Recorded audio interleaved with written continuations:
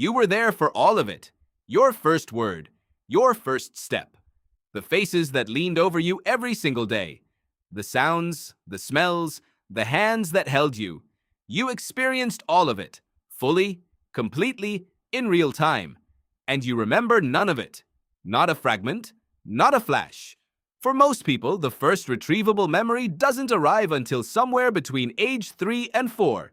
Everything before that, gone. An entire chapter of your life, completely inaccessible. This isn't normal forgetting.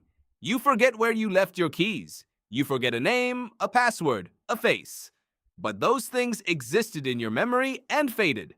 Your earliest years never made it in at all. Scientists call this infantile amnesia, and the reason it happens is stranger and more revealing than most people ever learn. Here is what's actually going on. Memory is not one thing. Your brain runs multiple memory systems simultaneously, and the one most people think of when they think of memory, the system that stores personal experiences with context, location, and time, is called episodic memory. I was at the park. It was raining. I dropped my ice cream. That kind of memory. Episodic memory depends almost entirely on a structure deep in the brain called the hippocampus. And here is the problem. At birth, your hippocampus is not finished. It is one of the last brain structures to fully develop. In the first years of life, it is still forming, still building the neural architecture it needs to encode and store personal experiences in a retrievable way. You were having experiences. You just didn't have the hardware yet to save them. But that's only part of the story. The neuroscientist Patricia Bauer at Emory University has spent decades studying memory formation in infants and young children. Her research revealed something important. Babies and toddlers can form memories. They demonstrate this clearly in lab studies. Show a 1-year-old how to perform a sequence of actions, come back a week later, and they will reproduce it. The memory existed, but it didn't last. Early memories have a dramatically shortened shelf life. They form, they persist briefly, and then they are overwritten. Not by new memories exactly, but by the brain's own development. Here is why. A child's brain in the first years of life is not consolidating and storing, it is building. Neurons are forming new connections at a rate that will never be matched again in a human lifetime. Roughly 1 million new neural connections per second in the first few years. This explosive growth is exactly what a developing brain needs. But it comes at a cost. The very process of building new connections continuously disrupts and overwrites the fragile traces of earlier ones. Your memories weren't erased, they were outgrown.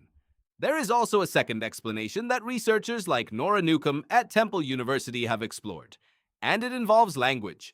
Episodic memory is not just stored as raw sensory experience, it is organized, labeled, and made retrievable through language. When you remember something, you don't just replay a video. You reconstruct it using words, concepts, categories, a narrative framework your brain uses to locate and retrieve the experience. Before language, you had no such framework. You could experience the world richly and completely, but you had no way to file it, label it, or find it later. Without the narrative structure that language provides, those early experiences had no address. They couldn't be retrieved because they were never stored in a way that retrieval could reach. You were living in a world before words. And memory, as adults experience it, is built almost entirely out of words. There is something else worth knowing. This forgetting is not a failure. It is not a flaw.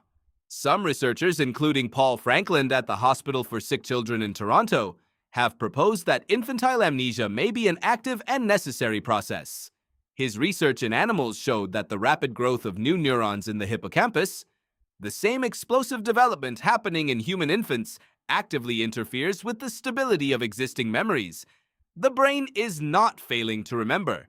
It is choosing, at a structural level, to prioritize growth over storage. In early childhood, becoming matters more than remembering. And yet, something remains. You don't remember your early years, but they shaped everything. The attachment patterns formed in infancy, the emotional templates laid down before language, the felt sense of safety or danger, of being held or being alone. None of this is stored as episodic memory, but all of it is stored somewhere.